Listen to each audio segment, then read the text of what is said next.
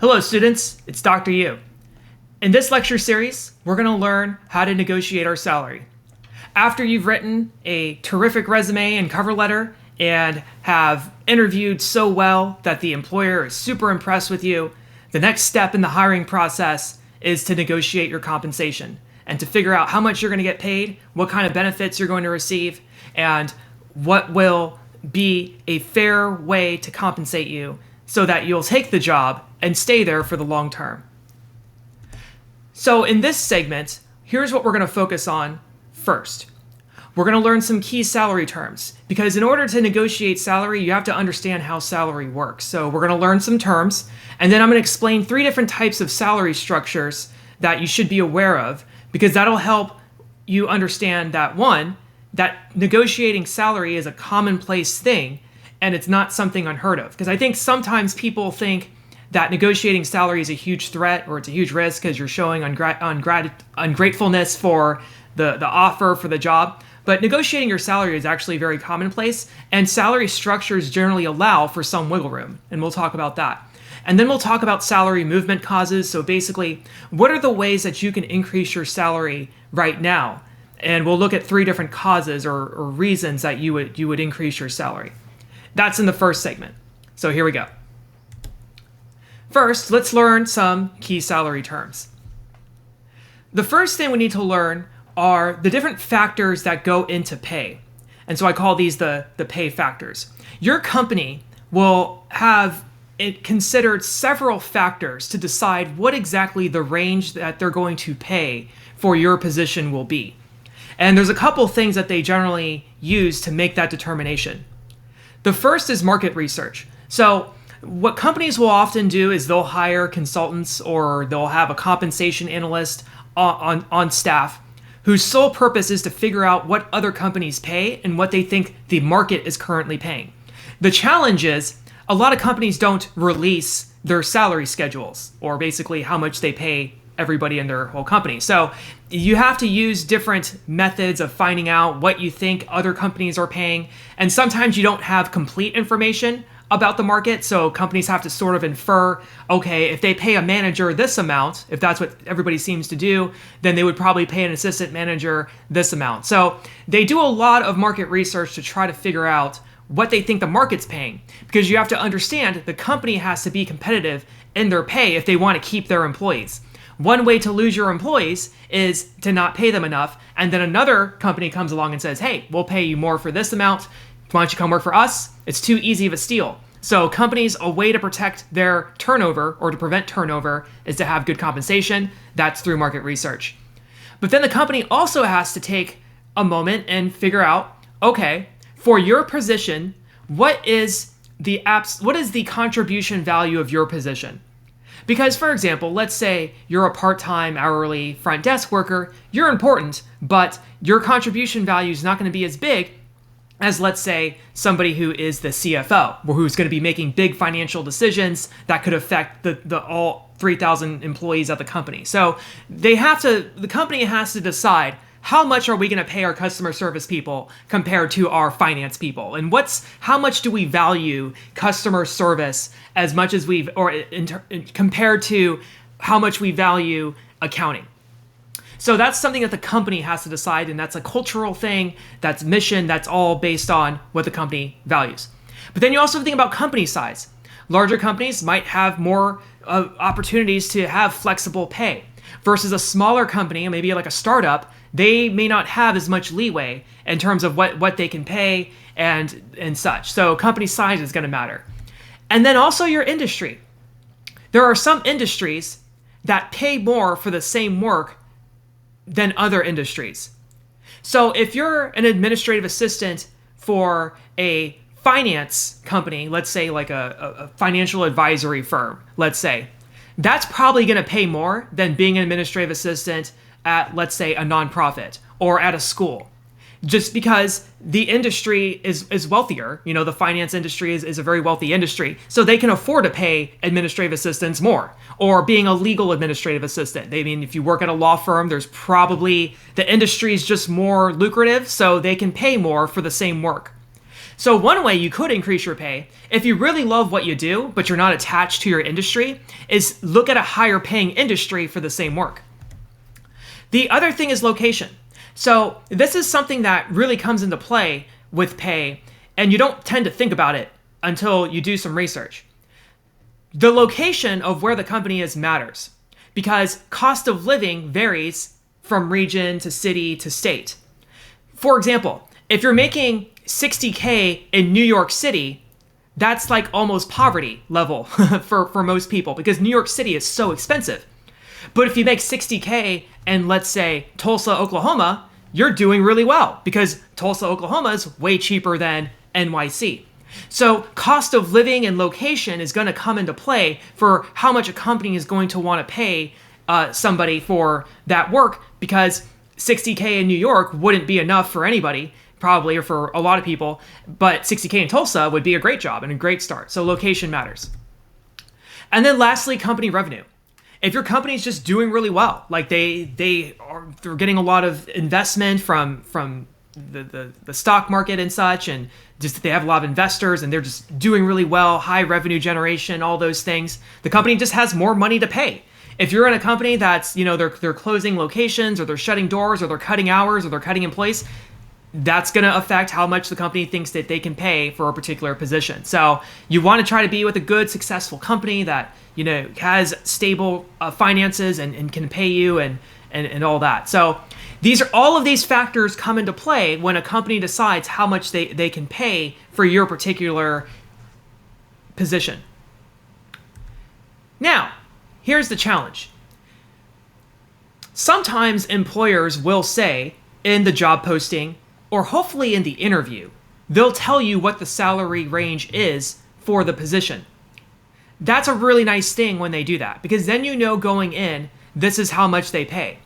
However, employers sometimes don't. They keep that information secret. They don't want people to know right away what the pay is for different reasons. They don't want other companies to try to steal you by offering more and all that. So, when you're on the job market, you might be asked sometimes, what's your salary? What are your salary requirements? And then you have to know kind of what the range is for your position. So, when companies establish a pay range, this is generally what they do. They first establish a range. So they do all that research, they do all of that market research and such, and then they say, okay, here is the range. It's 42 to 58K, let's say, after all things considered. So that the minimum, a position for a designer is 42K. At the maximum, it seems like the market's paying 58K for the top end.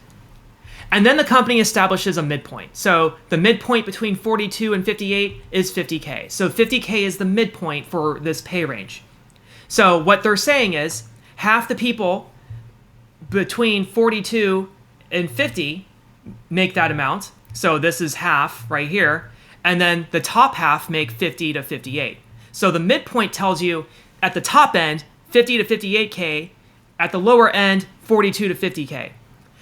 Now, what the company will also do is establish a pay spread. So the pay spread essentially is just an equation. The spread is the maximum pay minus the minimum pay. So basically the range divided by the minimum pay. So this pay spread is a 38% spread. So that means that there's 38% between 42 and 58K. Now, what that allows then the company to do is to establish quartiles. So here you have the first quartile, which is the first 25%, and then the next 25%. So this is 50% of the range. And then this is the next quartile of the next 25 and the next quartile of the remaining 25. And so this would be 100% of the range. Now, when you have something that looks like this, what this allows the company to do is it allows them to say, okay, when we have somebody, let's say a designer, and they're low experience, like let's say they're fresh out of college, then we know that we're not going to pay them probably the top end. We're probably not going to pay them 54 to 58 because this should be reserved for people who maybe have been at the company for a while or maybe have some experience or maybe have a master's degree.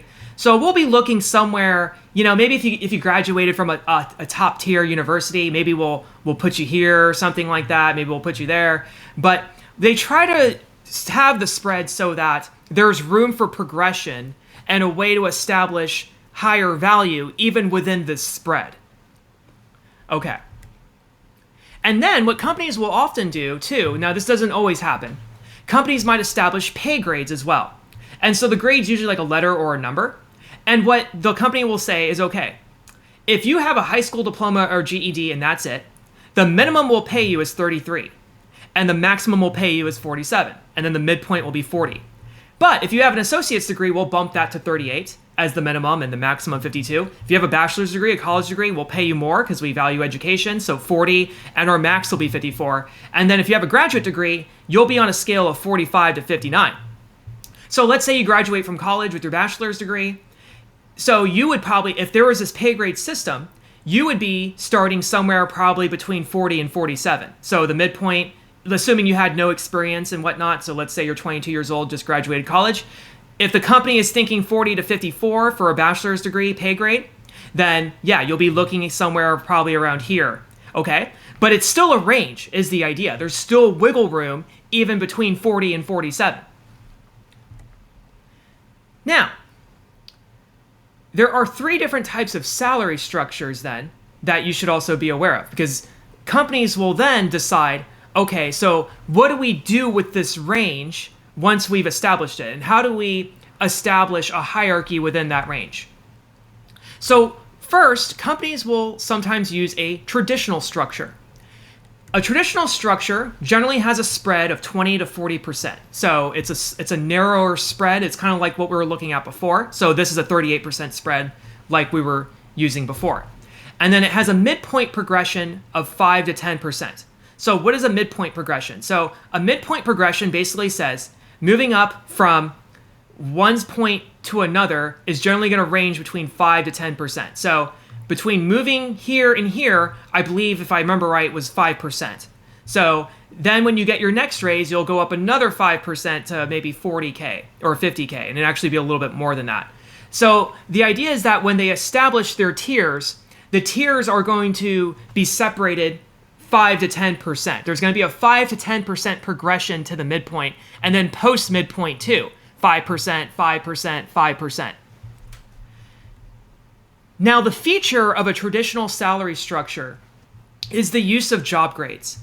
So here's what a company might do to establish hierarchy within pay is what they'll say is that we're going to break up the range into 4 designer positions. So you have designer 1, designer 2, designer 3, and designer 4. So let's say you get hired at 22 years old, fresh out of college. Your company might offer you 42, and let's say you don't negotiate your salary, so you start at 42. Okay, and you're also going to start as the title designer 1. So then you're going to be a designer 1 for a while. Maybe you'll get a raise, somewhere in between there, something like that. But then eventually you're going to hit 46K. If you want to make more than 46K in a traditional salary structure, you have to be promoted to designer 2. Now here's the thing. There may not be a huge distinction in responsibilities between a designer 1 and designer 2. You might do the exact same work once again as before, but what the company will do is they'll say, you have to stay at 46 until you're ready to move on to designer 2. Now, it may not be hard to become designer 2. They may not make it like impossible to become that title, but there may be stipulations, like you have to go through an annual review, or you might have to be a designer 1 for 2 years before you can promote to designer 2.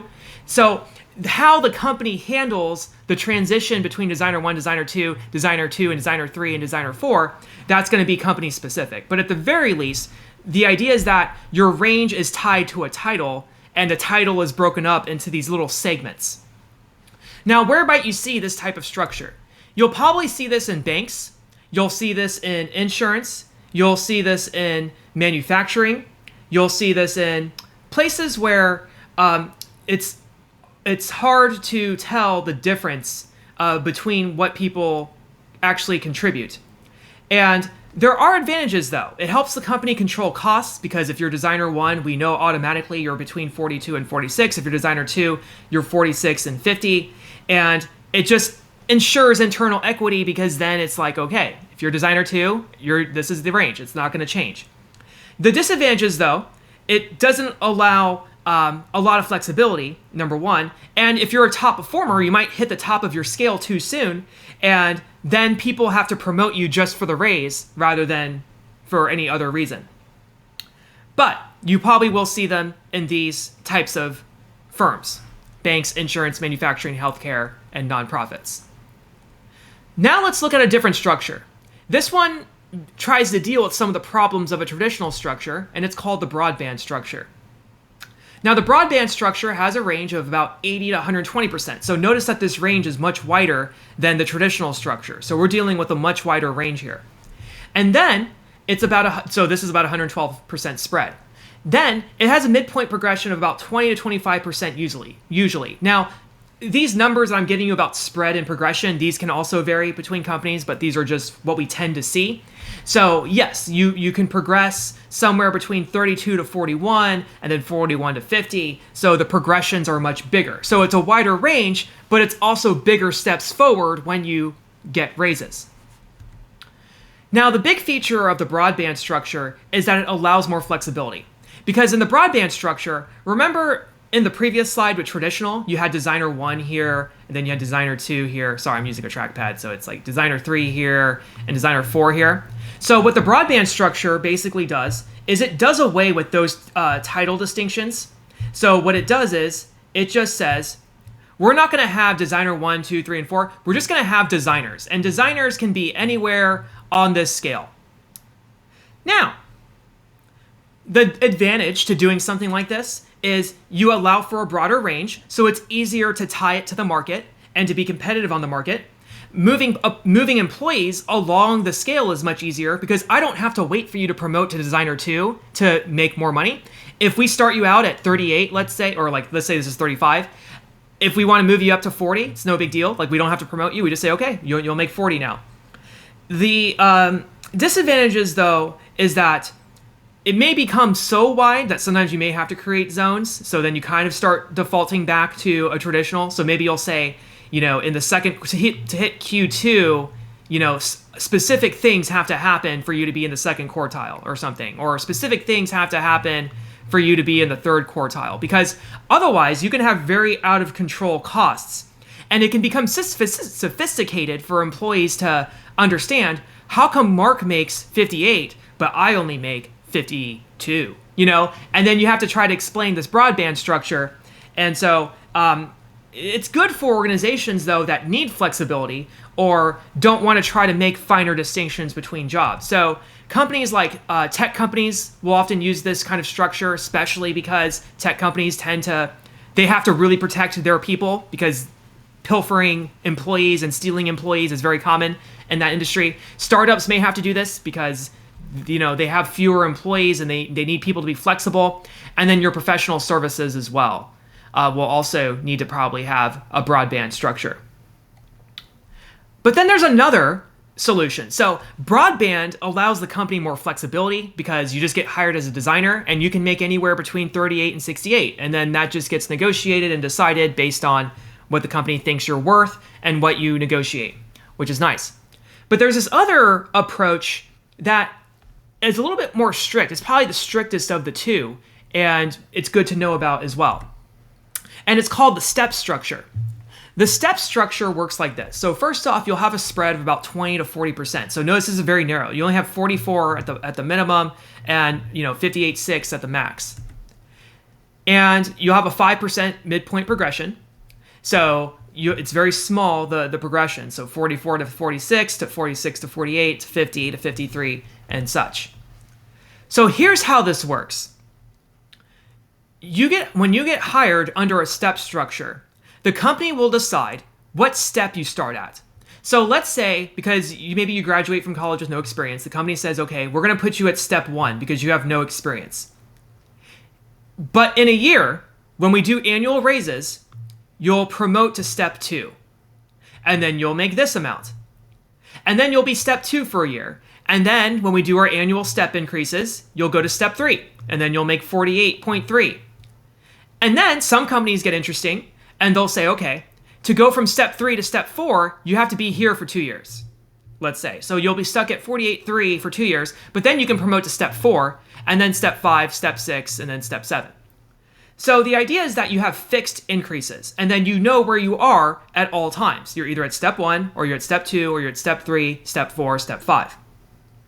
Now, there are advantages to this. It's very easy to administer because the company will probably define what step qualifies for each newly hired candidate. So they'll have like some kind of formula based on experience or education, something like that, that'll say, okay, you get to, actually, John, you'll start at step 3, not step 1. So you'll start at 48.3, and then you'll step your way up to step 7 eventually as you stay committed to the company. But the disadvantages, though, is it's hard to reward performance with pay because you're stuck to the step structure. So, if John's like, I'm at 46.5, but I really think I should be at 50, it's a little harder because they say, well, you can't skip step 3, and all that stuff. So that can be a little bit difficult for keeping people. So you'll commonly see this in healthcare as well as nonprofits. I know government has this kind of system. If you look at the federal pay system, it works essentially like this. And education as well. My place of employment, Austin Community College, has a step structure like this. So I'm on a step system, and that's how it works. Now, you learned about these structures because one of the things that I want to get across is in any of these systems, there's usually still some wiggle room. So even in the step structure, you can potentially discuss the step you start on. And even sometimes, as long as you're not making step 2 money, you could still negotiate maybe $1,500 here. Okay, I'll be on step 1 at 44, but can we make it 45? Something like that. And in the broadband structure, there's definitely wiggle room. And even in the traditional structure, there's wiggle room.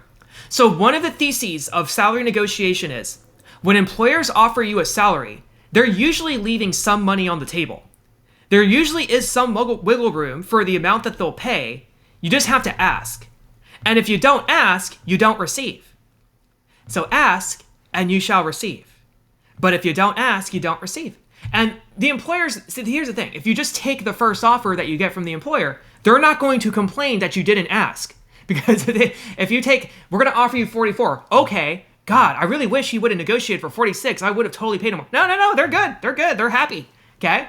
So you have to ask to receive. If you don't ask, you don't receive. Now, you might be thinking, though, maybe some of you are college students. And you're like, I'm a college student. I can't negotiate. Sure you can. So here's a study from the Journal of Business Psychology in spring 2002. Recent college graduates are surveyed to explore factors associated with both negotiation propensity as well as success in raising initial salary through negotiations. The average payoff associated with negotiation was over $1,500, while the offers of those who did not negotiate increased negligibly. So, $1,500 is the average payoff for college students, even. Now, $1,500 is a lot of money. It may not sound like it at first, but it's well over an extra $110, $120 per month. So you don't have anything to do with $100 per month. I'm sure you can think of something to pay. Student loan debt, your cell phone bill, rent, food, all kinds of things you can pay. But then you also have to remember, okay, so let's say you didn't negotiate and you missed out on $1,500 per year. Okay, so in the first year, you missed out on $1,500. The second year, you would have missed out on $3,000. The third year, you would have missed out on $4,500 because that compounds every year. So you really want to take the chance to negotiate. Even if it's only $1,500, that still compounds and adds up over time. And of course, there are other people, later in their careers and such. So a sample of 149 newly hired employees, according to the Journal of Organization Behavior in 2011, negotiated their salary increases average of $5,000. So you make an extra $5,000. Here, these people did by negotiating. So once again, it's like, every dollar counts. It compounds every year. Your raises are percentage increases. So missing out on $5,000 plus an extra 3% every year compounds. You want to take that money, but you got to ask to receive. Studies are showing that you can make more money doing this, but you have to be willing to ask. And the good news is, in this lecture series, I'm going to teach you how to ask and how to counteroffer and how to do these things so that it'll go well and that you'll make that extra money. So one thing I want to address right away, because as I went through the salary structures, this usually comes up immediately for people who are currently working. What if I hit the top of my range? So this is, once again, why this lecture series is important and will be useful to you. Because either when you hit the top of your range, you either need to apply for a promotion, and sometimes that's exactly what you need to do. Maybe you've been doing the same job for a long time, and it's great, you've been good at it, but maybe it's time to expand your wings and fly, or spread your wings and fly and try new things and take on more responsibility so you can get more value and more payment out of it. So that's number one. But let's say you don't want to apply for a promotion. Let's say you just really, really love your job and you just can never see yourself promoting. Okay, you could try to ask for a range elevation and see if they'll move you to a different salary range level or a different pay band, even though you may not be changing the nature of your work. It's worth asking. You may not get it, but that would be something to think about. Or you may just need to think about another company. Maybe another company that has more revenue. So when we go back to pay factors, if you're at a small company, maybe go try a larger company. If you're at a large company, try a different industry. So if you really like sales and you're doing sales, retail sales, maybe it's time to do pharma sales. Pharma sales pays a lot, okay? And it's the same job. You're selling stuff, okay? So think about another company, think about another industry, and then you can also, when we get to raises later, we'll talk about you could apply at another company and then get the offer and then go back to your original company and see if they'll match. So that's another thing you could do. But one thing that can happen too, and I was reading a few articles about this. Sometimes companies, I guess it's like an accounting problem or something. Sometimes companies don't catch when somebody is making more than their range, like they've exceeded the top of their range, but they're still getting raises, even though they haven't applied for a promotion. Somehow this happens. And then what happens is they get discovered, and then the company has to red circle them. And so when you get red circled, that means that the company will allow you to still make that amount of money, but they will freeze your pay after that. So when they freeze your pay, that means you get no more raises. So you don't really want to be in that situation. Now, there are 3 causes of salary movement, or things that can cause your salary to increase or decrease. First are job offers. So anytime you get a new job offer from a company that pays more, that's one way to increase your salary. You probably have heard of the saying, you got to move out to move up sometimes. I worked in academia I've been working in academia, and that's exactly what I've had to do to increase my salary, is move out to move up. Also, there are promotions. So once again, if you get promoted, take on more responsibility, move up the corporate ladder a little bit, you'll make more money, because the higher up you move the hierarchy, the more value, the more responsibility, the more stress you'll have, but hey, at least they'll pay you more, and that's nice. Or you just get natural raises. And we'll talk about how to do raises as well later in this lecture series on salary negotiation. So you've already learned how to get job offers if you watch the resume and cover letter and interviewing series. So you've already learned that method. In this lecture series, we're going to focus on promotions and raises and how to ask for those. But we're also, when we talk about job offers, we're going to talk about how to negotiate your salary post-job offer. So we're going to learn actually all 3 of these in terms of money.